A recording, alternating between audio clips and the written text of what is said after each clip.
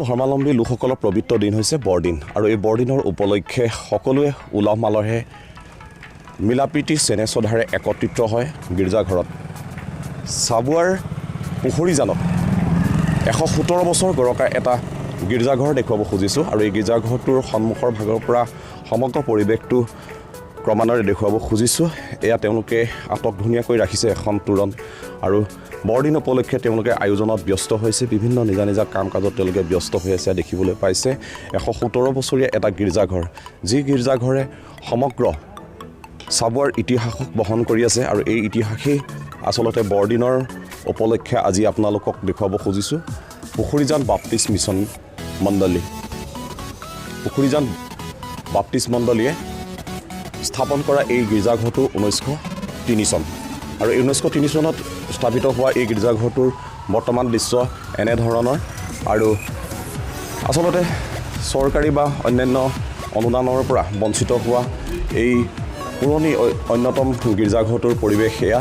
সকলোৱে ব্যস্ত হৈ আছে এইদৰে নিজা নিজা কামত আৰু গীৰ্জাঘৰটো চাফ চিকুণ কৰি সম্পূৰ্ণ এটা পৰিৱেশটি 25 ডিচেম্বৰ দিনটোত তেওঁলোকে উলহ মালৰে পালন কৰি তেওঁলোকে ভগৱান যীশুৰ বাণী শুনাৰ বাবে প্ৰস্তুত হৈছে।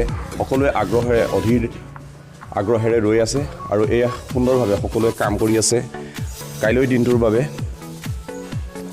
তেওঁলোকে এইদৰে আচলতে সজাই তোলাৰ বাবে বিভিন্ন ৰং বিৰঙী তেওঁলোকে লাইট আচলতে বিজুলী চাকি তেওঁলোকে সংস্থাপন কৰিব, য'ত নিশাৰ ভাগত আচলতে পৰিৱেশ এটা অন্যান্য ৰূপ পায়।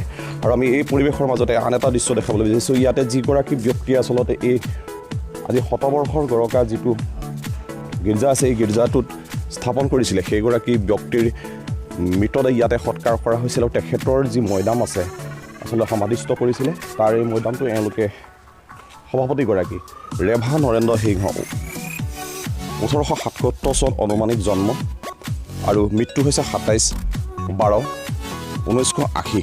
প্ৰতিষ্ঠাপক সভাপতি নৰেন্দ্ৰ সিংহই আচলতে প্ৰথমগৰাকী ব্যক্তি আছিলে আৰু এই পৰিচালনা সমিতি যিখন বাপ্তিষ্ট মণ্ডলী থাকে, তেওঁলোকৰ যি খ্ৰীষ্টিয়ান ধৰ্মীয় গীৰ্জাঘৰৰ পৰিচালনা সমিতি থাকে, সেই সভাপতিগৰাকী প্ৰথমগৰাকী সভাপতি সমাধিস্থ এইদৰে কৰা হৈছিল। আৰু খুব সুন্দৰ আচলতে কথা, এইদৰে ইতিহাস ৰক্ষা কৰি তেওঁলোকে তেওঁলোকে এটা পৰিৱেশ দিবলৈ চেষ্টা কৰিছে, তথাপিতো সুন্দৰ হৈছে। আৰু আমি দুগৰাকীমান ব্যক্তি আছে তেওঁলোকৰ লগত কথা পাতিব খুজিম। দাদা কওকচোন, এয়া আচলতে আপোনালোকৰ ইতিহাস সম্পৰ্কে কওকচোন। এই শতবৰ্ষ গৰকিলে আপোনালোকৰ এই গীৰ্জাঘৰটোৱে কি ক'ব? আমাৰ যিটো পুখুৰীজান বাপ্তিষ্ট চাৰ্চ, এই চাৰ্চটোৰ প্ৰতিষ্ঠাপক পালক মই আগতে জনাইছিলোঁ যে জোচেফ তিৰ্কি, তেখেতে প্ৰতিষ্ঠা কৰে আৰু 3টা ফেমিলি আছিলে সেইটো সময়ত, মাত্ৰ 3টা পৰিয়াল আছিলে।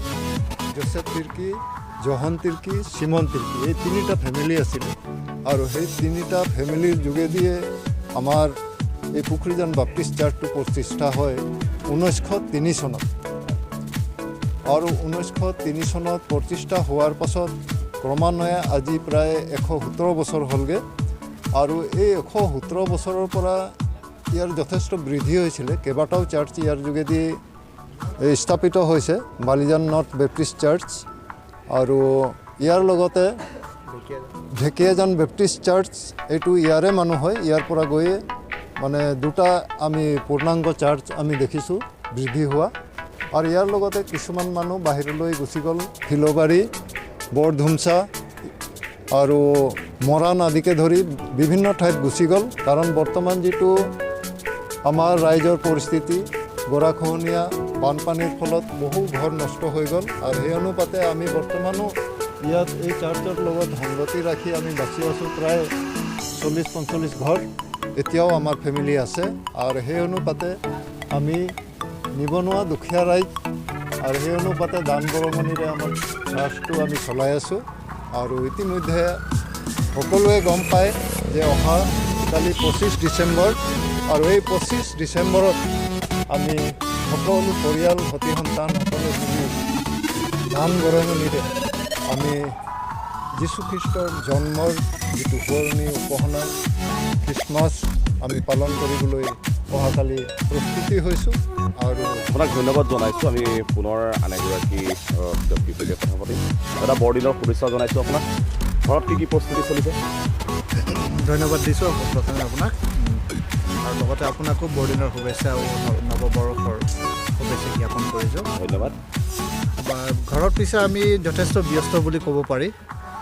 নিজৰ ঘৰবোৰ আমি ডেক'ৰেশ্যন কৰিলোঁ, চাফ চিকুণ কৰি তাৰপিছত আকৌ ঘৰবোৰ ডেক'ৰেশ্যন কৰিলোঁ। কৰাৰ পিছতে আৰু ধৰক আলহী বৃন্দাবিলাক আমি আশা কৰোঁ অতিথিসকলক, আৰু তেওঁলোকে অহাটো আমি আশা কৰোঁ, আৰু তেওঁলোকৰ কাৰণে আমি পিঠা পনা কেক আদি প্ৰস্তুতি আমি চলাই আছোঁ। আৰু ঘৰতে এইবিলাক সকলোখিনি আমাৰ গৃহস্থসকলে তেওঁলোকেই কষ্ট কৰি প্ৰস্তুতি কৰে। দাদা আন এজন ব্যক্তি গ'লে কথা পাতি পাবি। শুভেচ্ছা জনাইছোঁ দাদা বৰদিনত। ধন্যবাদ। কওকচোন কি ক'ব আপুনি আজি বৰদিন উপলক্ষে এই ইতিহাস প্ৰসিদ্ধ এটা গীৰ্জাঘৰত উপস্থিত হয়, কেনে গৌৰৱ অনুভৱ কৰে? আপুনি ঠিকেই কৈছে। আমি সঁচাকৈ গৰ্বিত, কাৰণ আজি 100 বছৰ গঢ়ি যোৱা যিটো সমাজ এখন বৰ্তমান আমি পৰিচালনা কৰি আছোঁ, আৰু আমি বৰদিনৰ কাৰণে উৎসাহিত, আৰু যেনেকৈ পাৰোঁ আমি প্ৰতি পৰিয়ালে আমি বৰদিনৰ কাৰণে যুঁজা ৰাখিছোঁ। খোৱা বোৱাকে আদি কৰি আলহী অতিথিসকলৰ সৈতে একত্ৰিত হ'বৰ কাৰণে, আৰু প্ৰেম প্ৰীতিৰ এই ভাতৃত্ব ভাৱৰ এই বৰদিন সকলোৰে বাবে শুভেচ্ছা হওক, সকলোৰে মংগল হওক। ধন্যবাদ।